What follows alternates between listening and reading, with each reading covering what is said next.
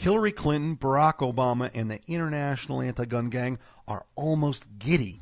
The UN program against small arms meeting is going on right now in New York City. And unlike the Small Arms Treaty, the program doesn't require a vote in Congress. It's the same radical anti-gun policy, only this can be directly implemented on U.S. citizens. And my sources at the UN report countries like Mexico are banging the UN gun ban war drums louder than ever. Let me make this clear. The UN gun ban is far from dead. In fact, I'm afraid this nightmare has just begun. This is Dudley Brown, Executive Vice President at the National Association for Gun Rights. I'm asking you to take a few moments and listen to this very important message about the UN gun ban. American gun owners have no choice but to continue to fight against this monstrosity or face incredible consequences. I've spent many years leading fights against gun grabs and gun control schemes from anti-gun zealots. This fight, however, is on such a massive scale, with so many moving targets and on so many fronts, that it has been a virtual course in adapting tactics to fit the battle. Quote, "I just want you to know that we are working on gun control," President Obama promised Sarah Brady in a recent meeting. "We have to go through a few processes, but under the radar," close quote. Firearms registration is just one of the many anti-gun schemes that is on the table right now at the Program Against Small Arms meeting in New York City. And in the wake of the Colorado and Wisconsin tragedies, the left-leaning media is screaming for more. Last month, NAGR's 1.4 million members and supporters played a key role in stalling the UN Small Arms Treaty.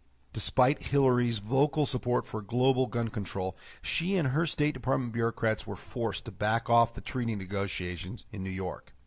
Much to their chagrin, the conference ended without a completed treaty. Thanks to your hard work, gun owners dodged a bullet. But Hillary and the petty tyrants at the UN already had the next shot at the UN gun ban in the chamber and ready to fire. The Small Arms Treaty is just one of the many tools they have in their gun-grabbing toolbox. Right now, the Program Against Small Arms is a huge opportunity to push the UN gun ban. The program meetings, ongoing right now at the UN headquarters in New York City, include a push for the very same anti-gun agenda, enacting tougher licensing requirements, confiscate and destroy all unauthorized civilian firearms, ban the trade, sale, and private ownership of all semi-automatic weapons, and create an international gun registry. The real danger is that after our temporary victory over the treaty in July, many gun owners will go home and stop standing up to Hillary, Obama, and the UN tyrants. Obama knows he must rally his anti-gun allies for November, and as already stated, he is pushing their defunct schemes under the radar to get the job done. Now let me ask you this. Do you believe the U.S. Constitution, the Bill of Rights, and the Second Amendment are the supreme law of the land? Do you believe any attempt by the United Nations to subvert or supersede our Second Amendment rights must be opposed? If you said yes to these questions, please sign the survey that the National Association for Gun Rights has prepared for you. Your survey will put you squarely on record against the UN gun ban. And along with your signed survey, I hope you'll send a generous contribution to help the National Association for Gun Rights finance this battle. With your generous contribution, the National Association for Gun Rights will rally Second Amendment supporters to turn up the heat on targeted U.S. Senators, Barack Obama, and Hillary Clinton. Already, more than 1.4 million gun rights supporters have joined this effort, but it will take much more pressure to stop the UN gun ban.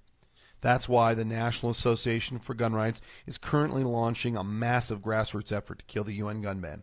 Direct mail, phones, email, blogs, guest editorials, press conferences, hard-hitting internet, newspaper, radio, and even TV ads if funding permits. The whole 9 yards. Of course, a program like this is only possible if the National Association for Gun Rights can raise all the necessary resources to do so. But that's not easy, and we may not have much time.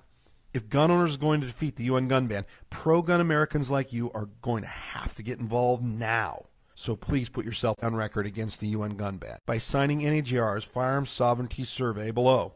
And along with your survey, please agree to make a generous contribution to the National Association for Gun Rights. Every dollar counts in this fight. Thanks in advance for your time and money devoted to killing the UN's dangerous assault on our Second Amendment rights.